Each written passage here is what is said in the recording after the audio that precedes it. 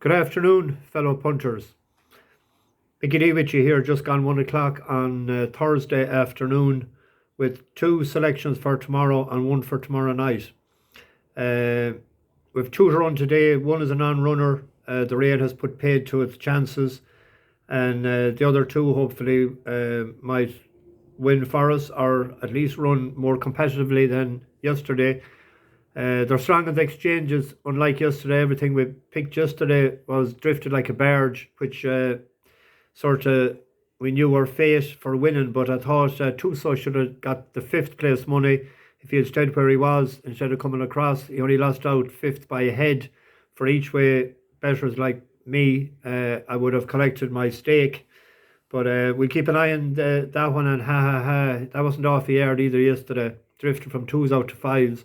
So there's a race in both of them, so we'll catch them again. The bus was out early this morning. Dan O'Brien and the judge. It was like the blind leading the blind, the two of them getting on. The two of them were well esteemed, getting on. And Dan O'Brien was singing The Banks of My Own Lovely Lee, and the judge was singing Dingle Bay. It was like a bad church choir between the two of them. Charlie Bernard told everybody getting on that he fancied Ben Bowie in the first at Worcester today. Bernardo, 55. Dardian was down from the hills of Antrim. Sean Mallon said he couldn't travel with us today, that he was going to Galway, and he was looking to see where he could play a game of poker tonight, so we told him, head for the casino. Patrick Hickey was singing Spancel Hill after Clare's great victory over Cork. They're on a roll this weather. He had the colours wrapped around his shoulders as he boarded. And as we tore down the M5 to Worcester races, before getting on the A449, we picked up James Normington.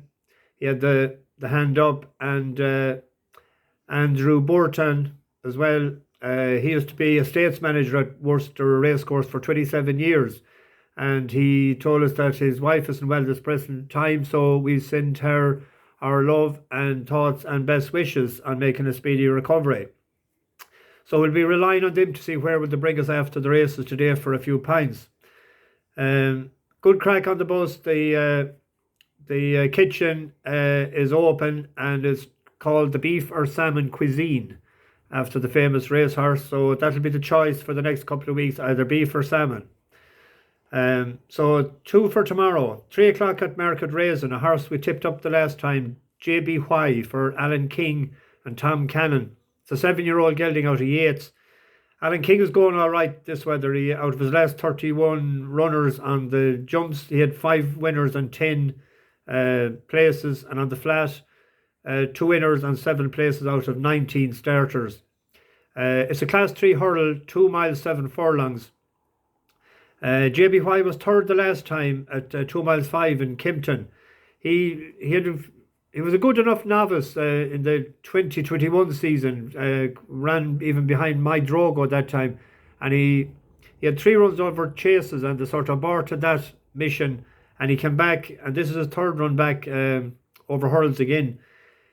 They seemed to go a bit fast for him the last day, and the step up and trip, the extra couple of furlongs, might just suit him tomorrow. He was a useful novice, as I said, and hopefully the better ground out of Yates will suit.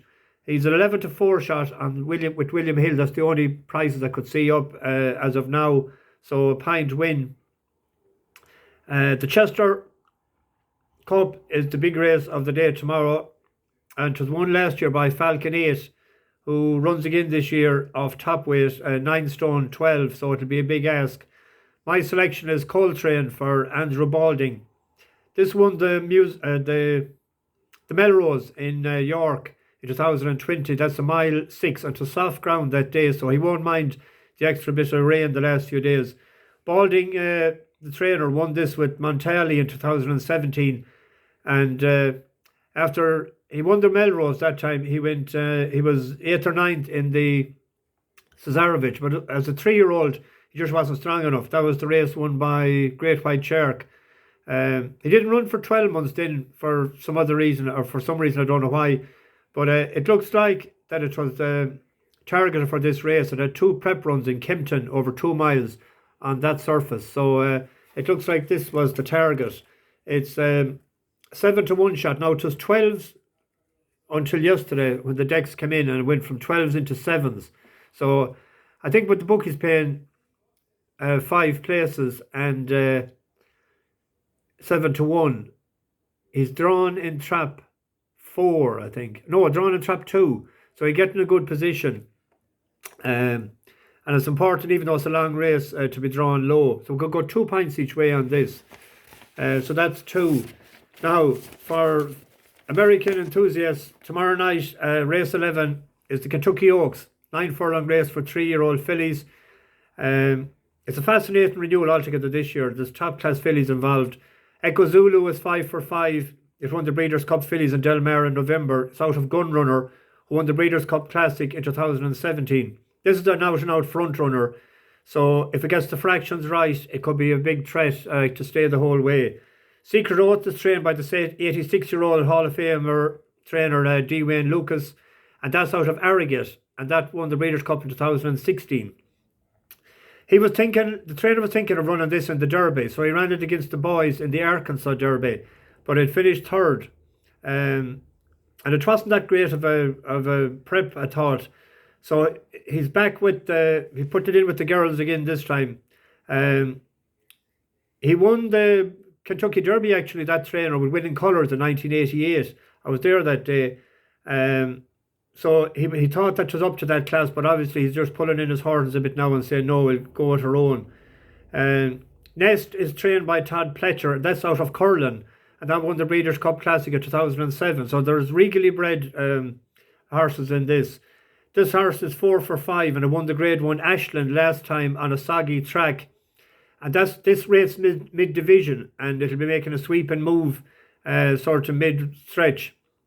Well, coming around the turn to get to the stretch. Then Kathleen O is trained by Shug McGahey. This man is a long time on the go. I used to back his horses years ago in New York. She's 4 for 4, and she's a deep closer. You won't see her. She'll be out the back of the television.